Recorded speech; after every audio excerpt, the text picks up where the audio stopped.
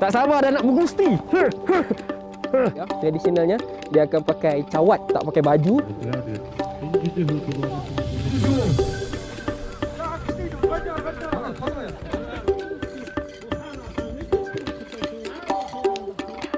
Kembali backpackers masih lagi berada di Gurun Gobi, Mongolia. Sebab apa?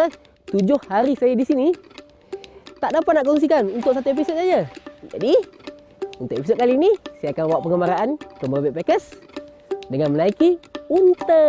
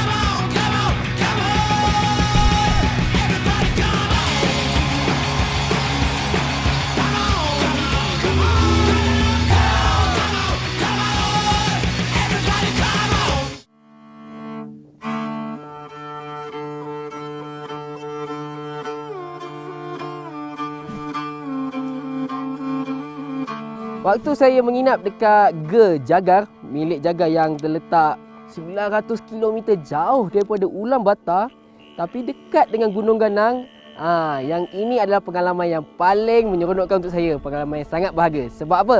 Saya dapat merasai kehidupan bagaimana orang nomad, orang kampung, orang yang duduk dekat tengah-tengah Gurun Gobi ni lakukan aktiviti-aktiviti harian. Pagi-pagi bangun macam biasa, kita kena lepaskan kambing-kambing ternakan kita pergi makan rumput, bawa unta pergi berjalan-jalan dan kasih dia makan. Untuk 2 hari saya di sini, saya akan dibantu oleh dia ni, anak kepada Jagar. Kehidupan kita kalau kat Malaysia, kat rumah kita selalu membazir air kan. Macam contohnya waktu kita bros gigi, kita buka je paip air dia. Tapi kalau kita duduk kat Gurun Gobi ni, air lah yang paling penting sekali kita jimat cermat. Penggunaan air kita kena pakai hanya yang pada kadar yang perlu sahaja. Contoh waktu nak bros gigi, kita kena pakai kolej, sinki kecil yang hanya dituang air mengikut berapa banyak yang kita nak pakai. Jadi air yang dapat ni pun daripada salji.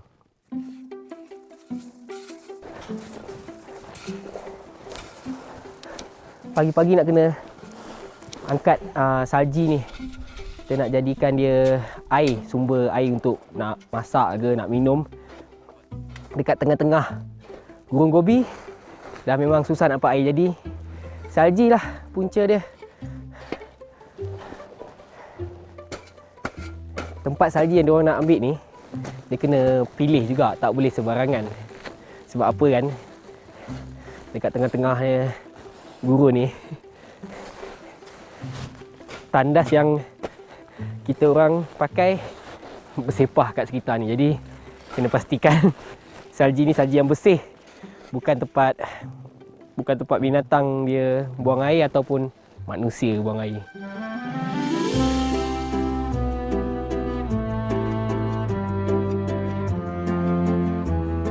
Bergantung kepada keperluan harian mereka, kebiasaannya mereka akan mencairkan salji ni untuk kegunaan air selama 3 hingga 4 hari.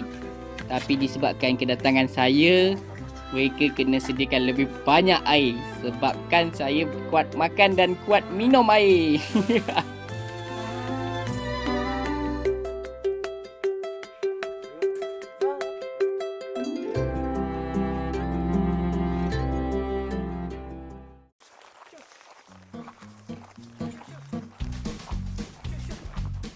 Alah kambing ni masuk kandang sebab dah waktu malam, cuaca semakin sejuk. Susah nak halau semua, tadi kita halau mana yang boleh je dulu. Masuk. Kambing ni mana faham bahasa Melayu. Masuk. Kandang. Bagus. Sini, masuk kandang.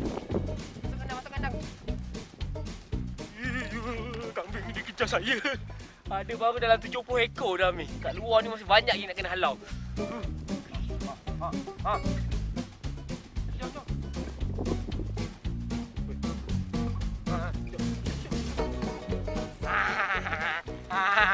Masuk.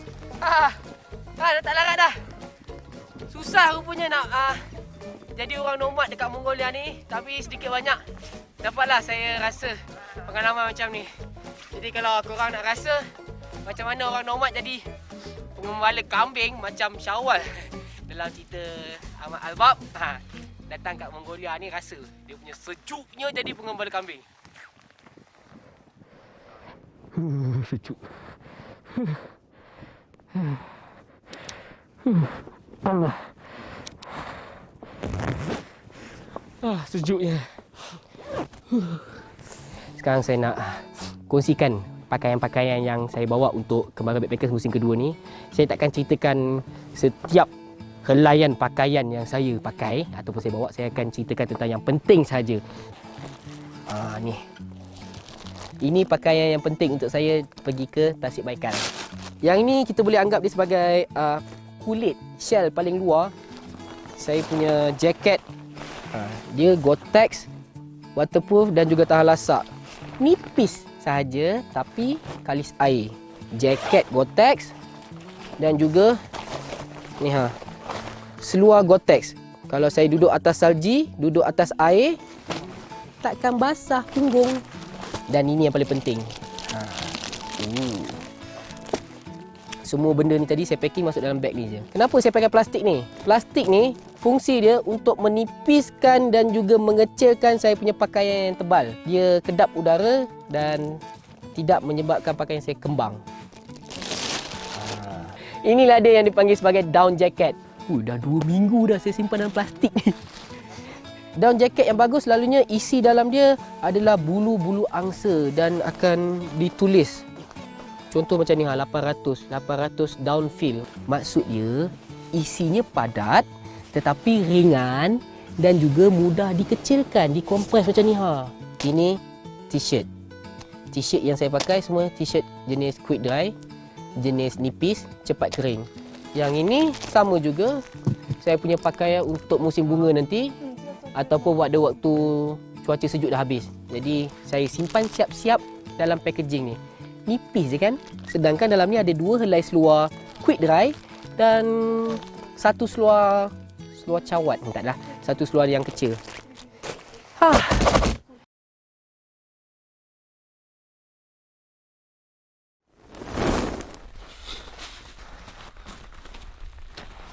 Kita cucuk atas dulu, pecahkan dia. Perlahan. Lepas tu baru kita ambil daripada bawah. Nampak tu? Seketul kan? Tak adalah susah sangat.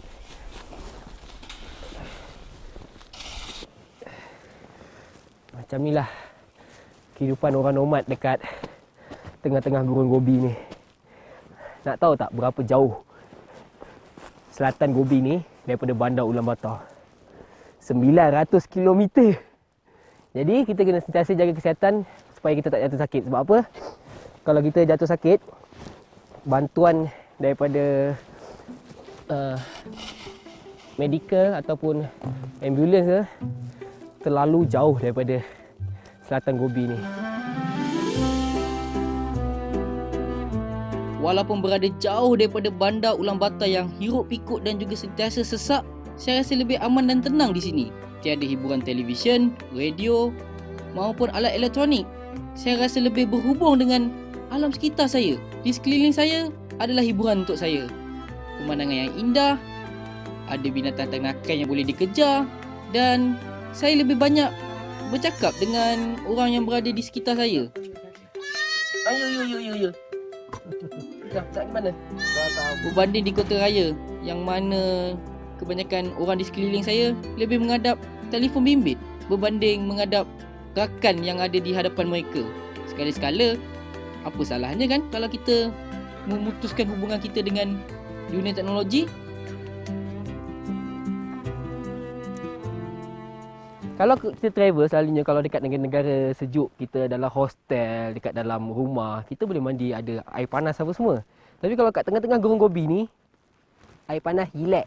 Air panas hanya untuk minum saja. Jadi, disebabkan sekarang dah zaman moden. Jadi, untuk jadi backpackers, kita ada barang-barang yang lebih mudah untuk membersihkan diri. Ini contoh dia. Ini. Apa benda ni? Inilah dia penyelamat saya selama 7 hari dekat Gurun Gobi. Macam mana kita nak membersihkan diri? Kita pakai tisu yang basah ni. Wipe apa dah? Kita panggil dia wet tissue. Yang inilah caranya untuk kita nak membersihkan diri, nak beristinja, nak bersihkan tangan dan segala macam tempat-tempat yang tak tercapai akal untuk membersihkan diri kita. Jangan ingat bila kita jadi backpackers ni, badan kita perlu kotor dan serabai selekeh. Kebersihan dan juga kesihatan kita kena jaga. Jadi, tips dia, bawalah ni wet tissue, tisu basah ni sewaktu kita mengembara di tempat-tempat yang sukar untuk mendapatkan air.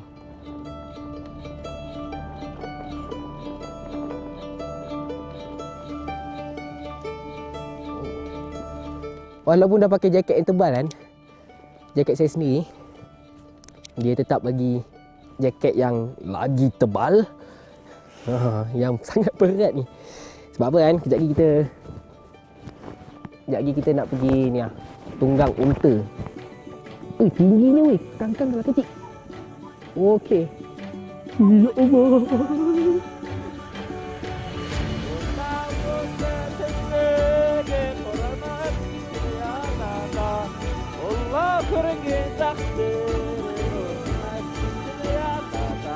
Ya Allah.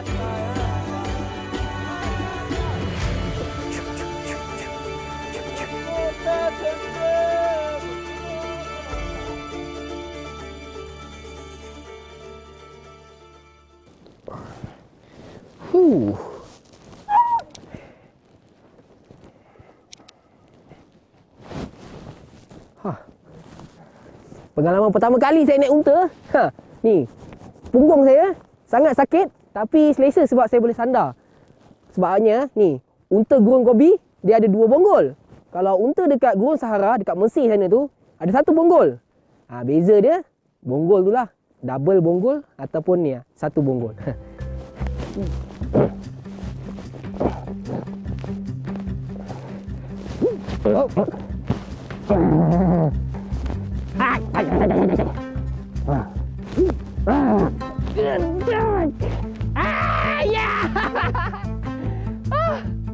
Akhirnya anak Melayu menang.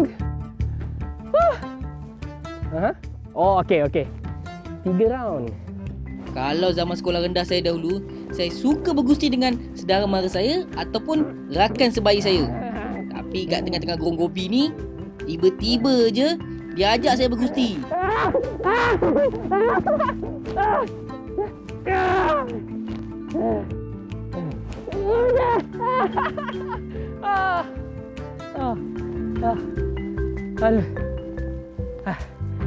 Satu sama. Mongolia 1, Malaysia 1. Okay.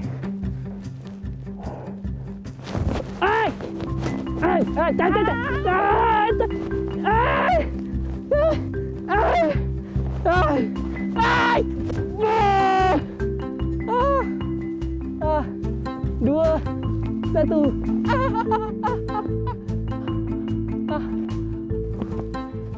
Bahu saya terkehil.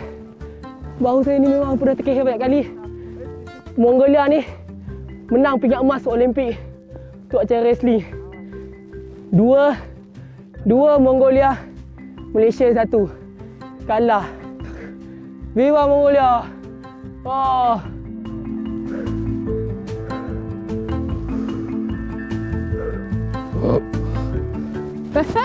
Tak sabar. Tak puas hati tu.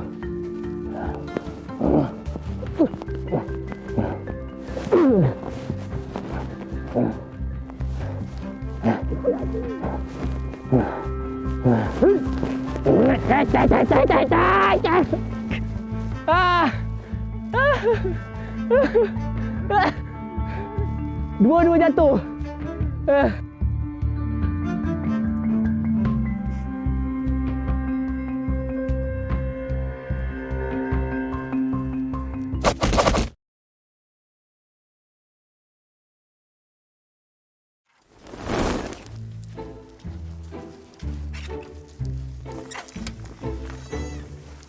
Ni semua kambing yang dihalau masuk ke dalam kandang.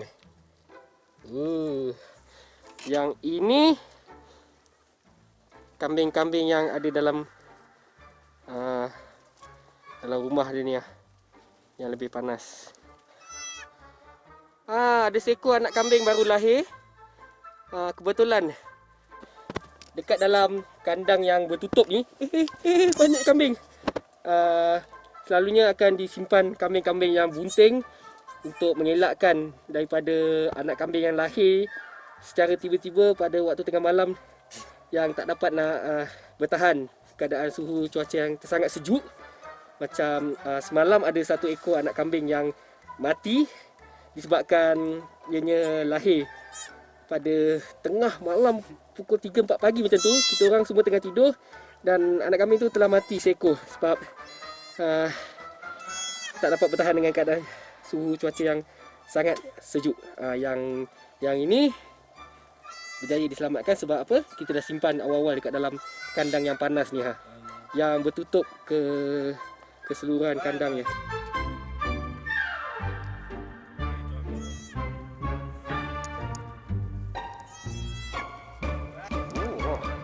Banyak sangat kambing ni dalam ni sebenarnya ni. Okey, jom kita kena keluar dari sini sebab terlalu banyak debu dan badan saya pun dah bau kambing dah.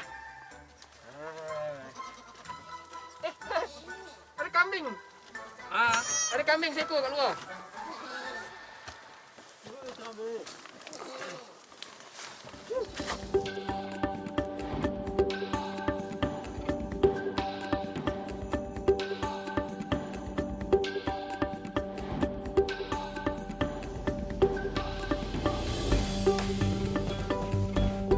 Perjalanan menuju ke destinasi yang terakhir ni sangat mencabar. Disebabkan musim sejuk kali ini adalah musim sejuk yang paling teruk sekali, OG tidak dapat menjangka jika tiba-tiba ribut salji datang melanda. Dan ada banyak laluan yang telah tertutup disebabkan ketebalan salji yang telah menutupi jalan yang sedia ada.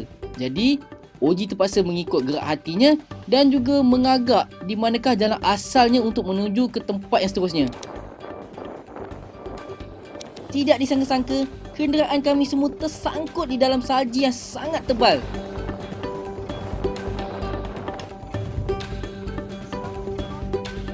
Jadi kami semua perlu keluar daripada van dan masing-masing perlu membantu untuk mengorek setiap salji yang terdapat di bawah van kami untuk membolehkan OG memandu keluar van kami daripada salji yang sangat tebal ini.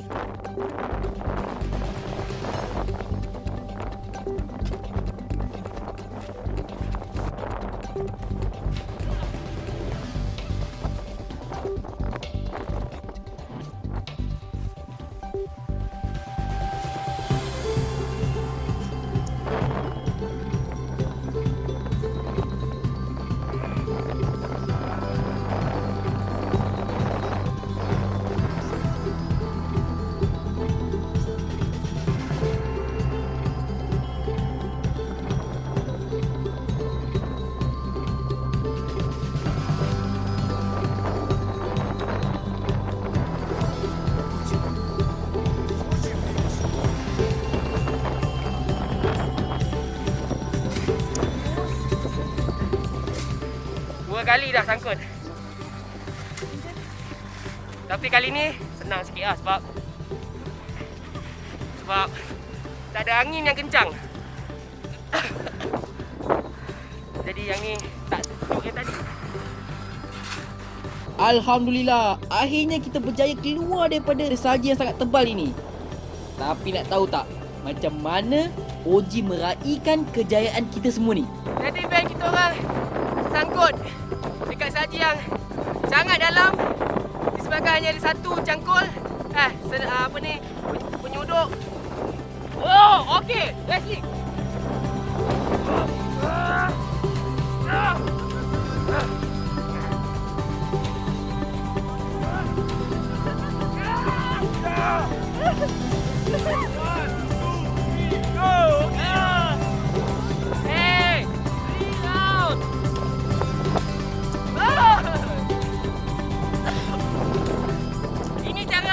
Orang Mongolia celebrate meraihkan selepas kejayaan sesuatu aktiviti.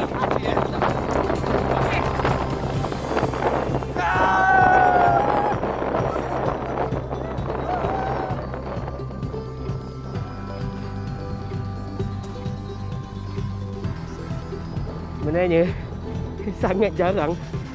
Hampir tak ada orang pun sebenarnya datang waktu winter dekat Gunung Gobi ni. Tapi disebabkan kita nak pengalaman, nak rasa pengalaman macam mana orang nomad hidup dekat Gunung Gobi pada waktu winter yang sangat sejuk macam ni.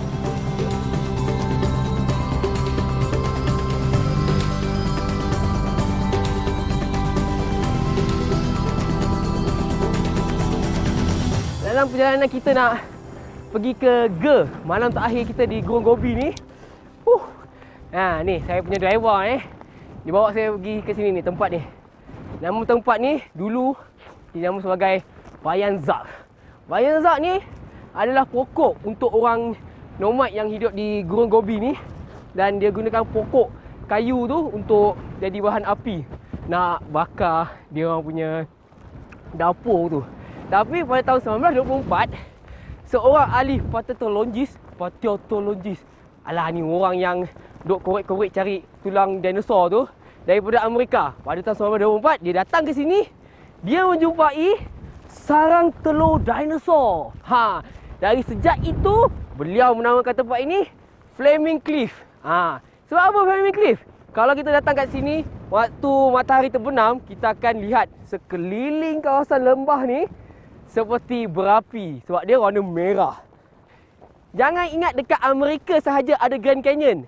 Ni dekat Gunung Gobi ni, tempat ni Flaming Cliff ni dianggap sebagai mini Grand Canyon. Pada rakan saya Hana, you ingat you dah pergi Grand Canyon? I pun nak juga rasa Grand Canyon, tapi yang ini Grand Canyon yang kecil dekat Gunung Gobi. Sangat sejuk. Jom saya bawa pergi tengok kat belah sana. Tapi kena berhati-hati sikit sebab laluan dia sangat kecil. Jadi kita boleh melihat kawasan lembah mini Grand Canyon di Gunung Gobi. Kalau nak tahu pokok Bayan Zak tu macam mana kan, kalau anda perasan, setiap malam waktu saya di dalam Ge, mereka akan membakar kayu yang keras tu. Kayu tu lah namanya pokok Bayan Zak, tapi telah dipotong-potong. Bestnya bawah ni.